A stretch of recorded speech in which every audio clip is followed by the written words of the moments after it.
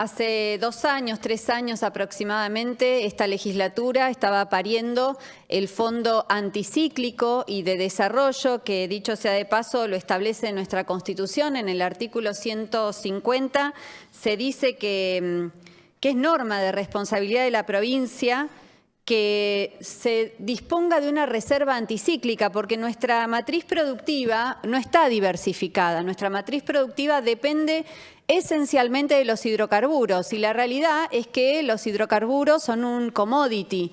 Entonces puede subir o bajar el ingreso a nuestra provincia por el precio internacional o también por la demanda que se tenga. Entonces, hay variables que están atadas a cuestiones externas que no dependen de nosotros. Por eso es que la Constitución establece que debemos tener un fondo anticíclico. ¿Qué pasó frente a eso? En un contexto de pandemia, todos recordarán lo que fue el caos que vivimos en nuestro país y en nuestra provincia, y en ese contexto se tomó una decisión en la cual todos compartimos, todos coincidimos, no nos ponemos de acuerdo en un montón de cosas, pero sí nos hemos puesto de acuerdo en que era necesario tener una ley que de alguna manera garantice una reserva para estos ciclos que hay de la economía y se pueda sostener la economía de la provincia en forma moderada. ¿Qué sucedió? Hubo por acá, por la legislatura, desfilaron disertantes del ámbito público, del ámbito privado, del ámbito académico, también del ámbito industrial.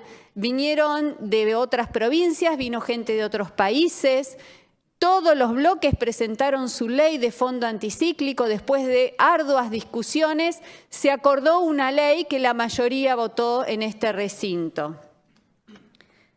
¿Y qué era lo que circulaba como palabra y como término? Era la palabra transgeneracional. ¿Qué significa que sea transgeneracional? Que no depende de un partido político, de un gobernador, que trasciende las generaciones, que trasciende las banderas partidarias.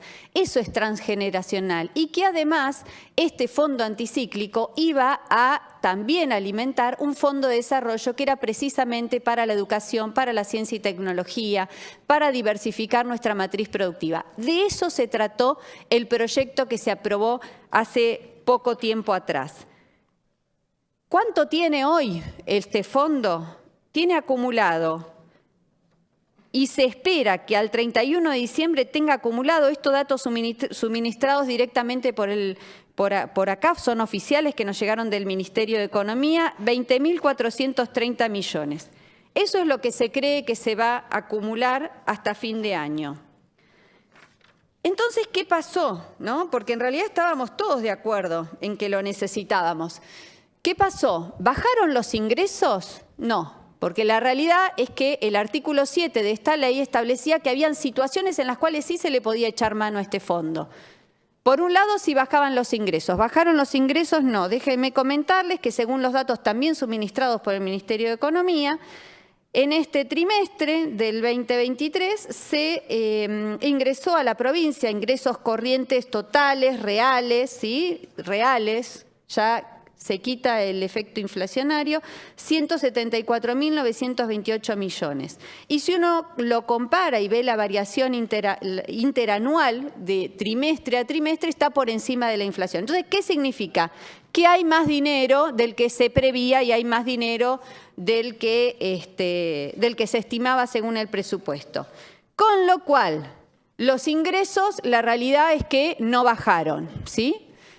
El otro punto que se decía en el artículo 7 de esta ley era que podía llegar a echarse mano si había una situación de catástrofe, que podía ser algún tema ambiental o bien algún tema de salud, como podía ser una endemia o alguna pandemia, etc. ¿Cómo se hubiera resuelto esto? Agregando otro inciso más en el artículo 7. Especificando concretamente que se iba a abordar y también se iba a utilizar cuando hubieran desequilibrios en la caja de las jubilaciones que estuvieran estipuladas en un rango determinado. O bien el despacho que hicimos nosotros por minoría. Formas de resolver la situación del instituto habían muchas, pero se eligió otro camino. ¿Cuál es el camino que se eligió?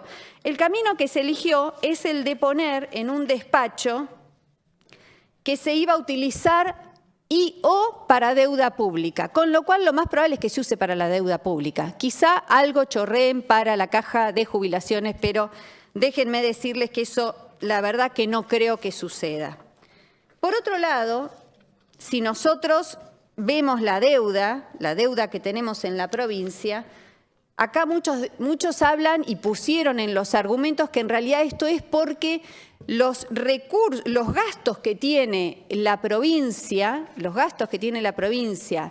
con respecto a precisamente el pago de los intereses de deuda por las colocaciones que tienen los instrumentos financieros que tiene la plata del Fondo Anticíclico, en realidad son más bajos de los intereses que tiene que pagar por la deuda. Con lo cual lo que están diciendo es que están administrando mal las financieras en las cuales están depositando la confianza para poder colocar precisamente estos instrumentos financieros. La verdad preocupa. ¿Y por qué nos preocupa? Porque realmente creemos que lo único que cambió, porque cuando se votó el Fondo Anticíclico, déjenme decirles que el problema con la deuda lo teníamos y el desequilibrio con el instituto también existía. En la pandemia, que fue cuando se votó este fondo, ¿sí? ¿Qué cambió? Cambió el gobernador. Eso es lo que cambió.